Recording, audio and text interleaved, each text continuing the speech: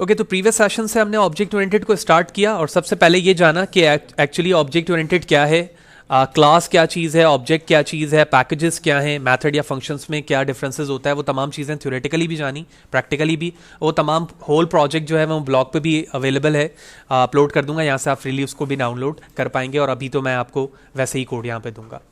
तो इस वक्त मैंने एक सेपरेट प्रोजेक्ट बना लिया है ओप्स 1 के नाम से। प्रीवियस जो सेशन था उसमें हमने ओप्स पे ही काम किया था, अभी ये 1 के नाम से। तो सबसे पहले तो समझते हैं कि इस सेशन पर हम क्या पढ़ने वाले हैं।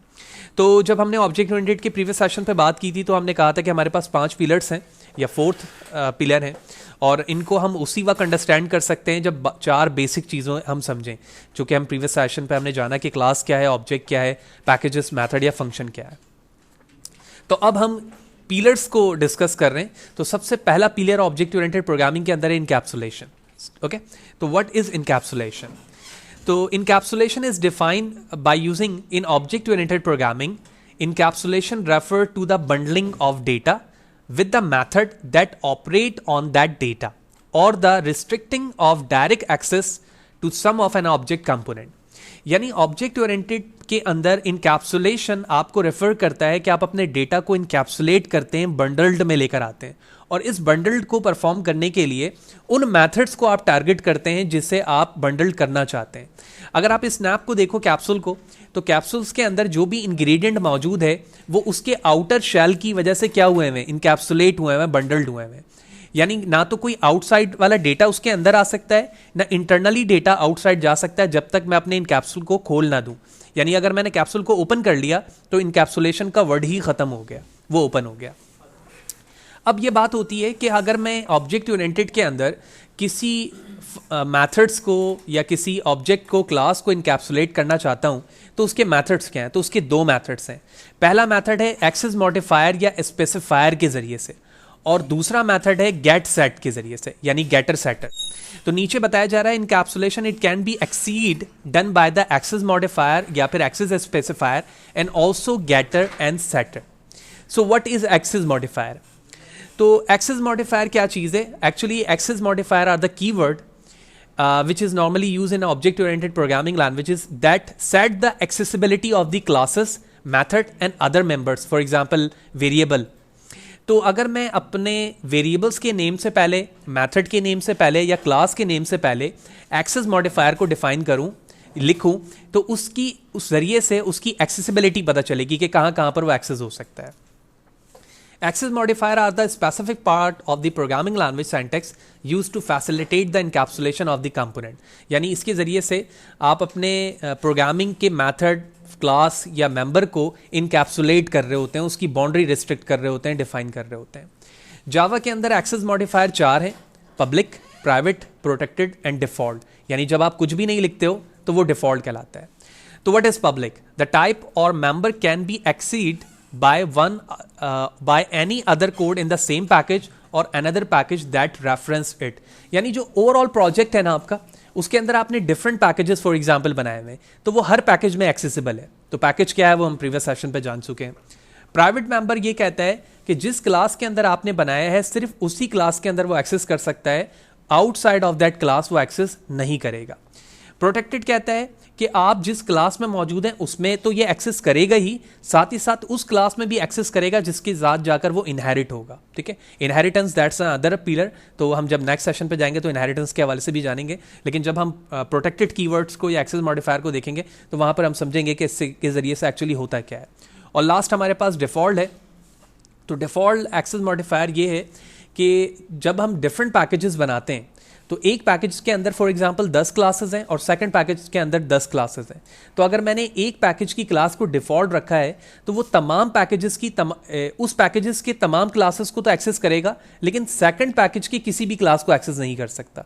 यानी अगर आपने किसी भी क्लास को डिफॉल्ट रखा है तो ये 4 चीज़ें हमने थ्योरेटिकली जान ली कि इनकैप्सुलेशन क्या है और एक्सेस मॉडिफायर के जरिए से कैसे मुमकिन है, और वो 4 एक्सेस मॉडिफायर क्या है। अब इन चारों को हम प्रैक्टिकली इंप्लीमेंट करते हैं। तो इसके लिए मैंने एक सेपरेट प्रोजेक्ट बनाया हुआ है यहाँ पर, जो कि ओप्स 1 के नाम से और ब्लैंक है। सबसे पहले मैं एक क्लास बनाता हूँ। तो क्लास बनाने के 2 तरीके हैं। एक तो ये है कि मैं नीचे डायरेक्टली नाम लिखकर बना लूँ, और दूसरा ये है कि इस पैकेज पे राइट क्लिक करके हम जावा क्लास के जरिए से क्लास बनाएं। तो मैं ईजिएस्ट वे पर यहाँ पर आता हूँ और मैंने एक क्लास क्रिएट की और इस क्लास का नाम रखा स्टूडेंट्स, ठीक है। और उसके बाद ये क्लास की बॉडी बना दी। बॉडी बनाने के बाद हम एक मेथड बनाते हैं, तो मैंने लिखा public void student method 1 and just for the understanding हमने यहाँ पर लिख दिया फर्स्ट मेथड, ठीक है, और उसके साथ लिख दिया मैंने यहाँ पर पब्लिक। फिर मैंने इसी मेथड को कॉपी किया, कॉपी करने के बाद paste paste and paste 4 time. अब जहाँ पर पब्लिक लिखा है इसे मैंने किया प्राइवेट, और साथ ही साथ इसके नेम को 1 से किया मैंने 2, फिर इसको किया मैंने प्रोटेक्टेड, और इसके नाम को हमने यहाँ से कर दिया 3। Then I am going to write here nothing to represent a default. जब मैं कुछ भी नहीं लिखता हूँ तो वो डिफ़ॉल्ट है, और इसके नाम को हमने यहाँ से कर दिया 4। और अब मैं टेक्स्ट चेंज करता हूँ,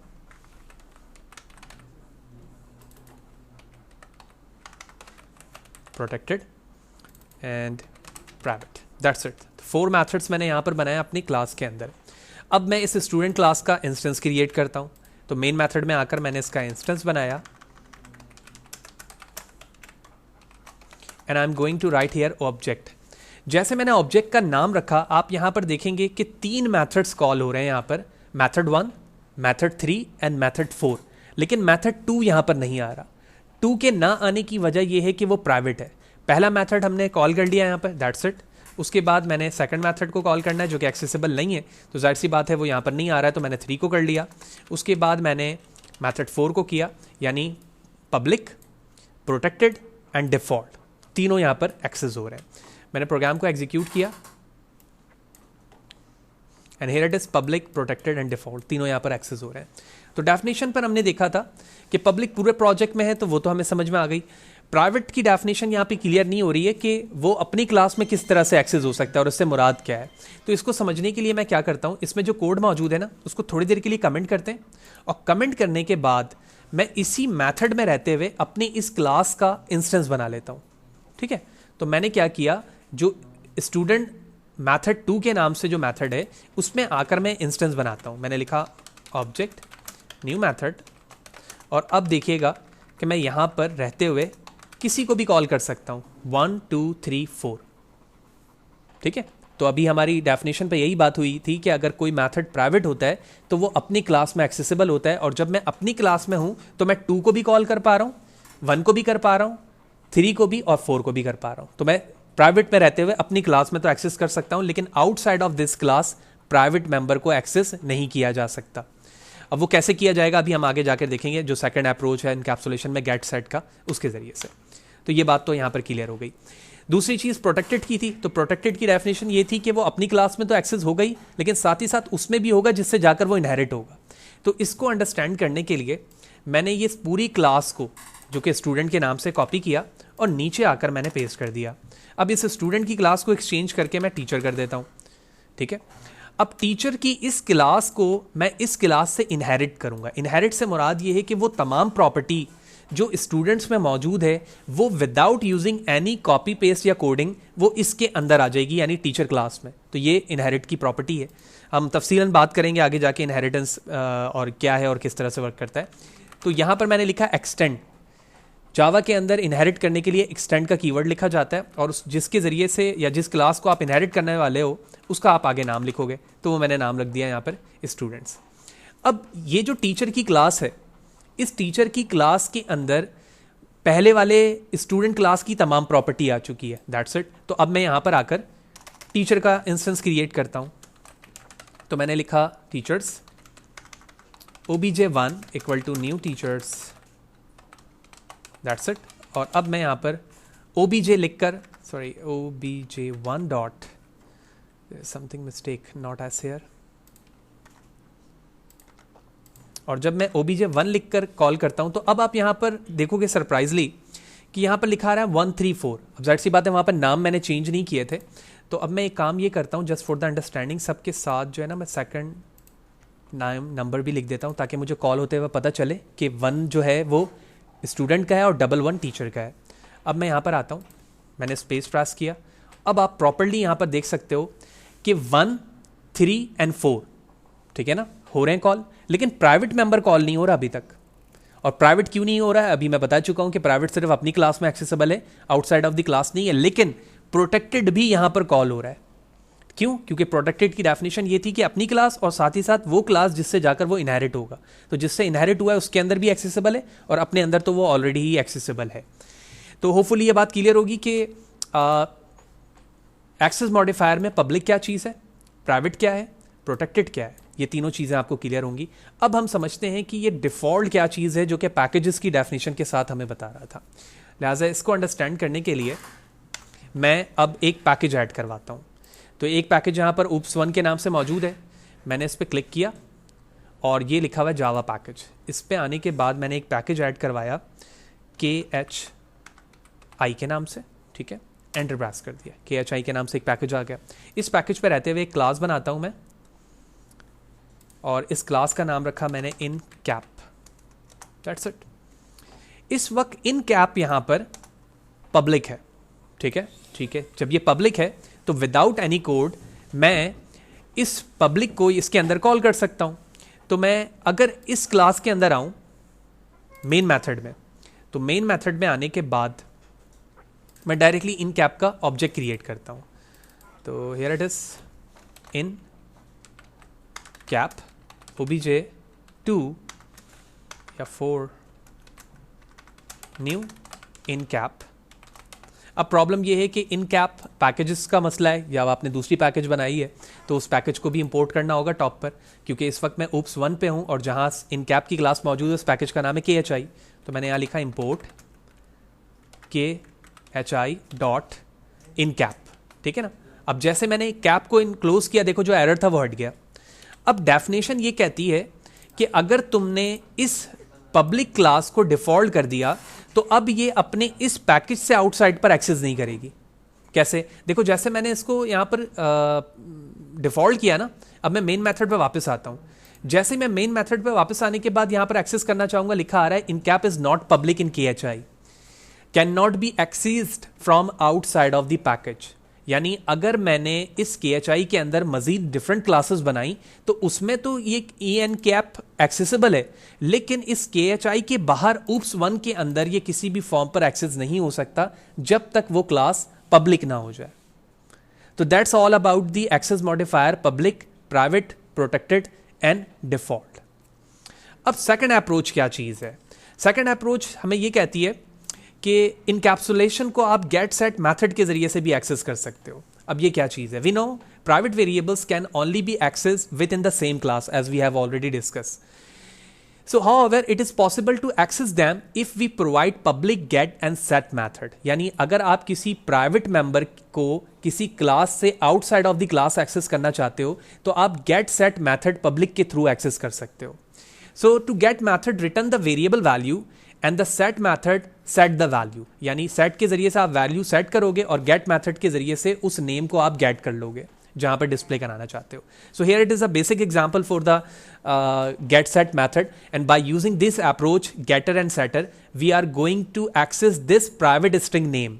आप देख रहे हो यहां पे प्राइवेट स्ट्रिंग नेम है, इसे मुझे एक्सेस करना है। तो इसे एक्सेस करने के लिए हम सबसे पहले अपने कोड पर वापस आते हैं और मैं अपने मेन मेथड पर आता हूं। तो जितना कोड यहां पर मौजूद है सबसे पहले तो मैं उन तमाम को कमेंट कर लेता हूं। तो मल्टी लाइन कमेंट के लिए slash static and static slash. Similarly नीचे डिफरेंट क्लासेस बनी हुई है, मैं उसे भी कमेंट कर लेता हूं। तो slash static and static slash. तो एवरीथिंग इज नाउ कमिटेड। अब मुझे सबसे पहले तो एक क्लास बनानी है, तो मैं क्लास बनाने के लिए यहां पर आता हूं और यहां पर हमने एक क्लास बनाई पर्सन के नाम से। पर्सन के नाम से क्लास बनाने के बाद मैंने यहां लिखा private string name. That's it. अब हम जानते हैं कि अगर यहां पे एक इंस्टेंस प्राइवेट है तो मैं अगर इसका इंस्टेंस क्रिएट करूंगा पर्सन का मेन मेथड में तो मैं इसको एक्सेस नहीं कर सकता। इसी के लिए तो हम गेट सेट अप्रोच को देख रहे हैं कि हम गेट के जरिए से नेम गेट करें और सेट के जरिए से उसमें नाम बता दें कि उसमें वैल्यू क्या आनी चाहिए। लिहाजा इसके लिए मैंने एक मेथड बनाया पब्लिक स्ट्रिंग गेट नेम और उसके बाद उसी नेम को रिटर्न करवा दिया। सही है, ये गेट के लिए हो गया। अब सेट करने के लिए मैंने कहा पब्लिक वॉइड सेट नेम। क्या सेट करोगे भाई नेम? ये इंस्टेंस बनाते वक्त जब मैं पर्सन का इंस्टेंस बनाऊंगा उसके जरिए से इस सेट नेम मेथड को कॉल करके यहां पर नाम बताऊंगा। तो नाम बताने के लिए यहां पर मुझे एक वेरिएबल लेना होगा, ठीक है। तो पैरामीटर वेरिएबल में मैंने कहा न्यू नेम, और इसी न्यू नेम को मैं बराबर कर दूंगा इस नेम के, यानी इसके अंदर सेट कर दूंगा वेरिएबल को, यानी जहां पर जो नाम बता रहा हूंगा ना उस नाम को इसमें सेव करवा दूंगा। तो सेव करवाने के लिए यहां मैं लिखता हूं दिस डॉट नेम। इसका मतलब है जो नेम टॉप पर मौजूद है उसमें जो भी वैल्यू हो उसको रिप्लेस कर दो इस न्यू नेम से जो यूजर दे रहा है। That's it, get and set. अब मैं कैसे प्राइवेट को एक्सेस करूंगा? नेम को मैंने पर्सन का इंस्टेंस बनाया ओबीजे के नाम से, तो ओबीजे मल्टीपल है तो मैंने इसका नाम OB रख लिया, न्यू पर्सन, दैट्स इट। अब हम यहां पर आने के बाद कॉल करते हैं सेट नेम को।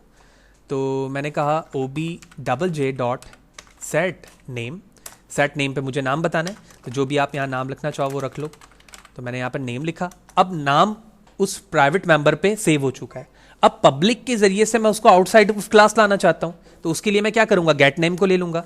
तो गेट नेम में लिखा OBJ dot gate name and that's it. अब प्रॉब्लम यह है कि जाहिर सी बात है यहां पे कोई प्रिंट स्टेटमेंट तो है नहीं कि नेम प्रिंट हो जाए, लिहाजा इस पूरे इंस्टेंस को यानी इस पार्ट को मुझे एस आउट के अंदर इनक्लोज करना होगा। सो एस आउट, और उसके बाद मैंने प्रोग्राम को रन किया। Let's see and here it is.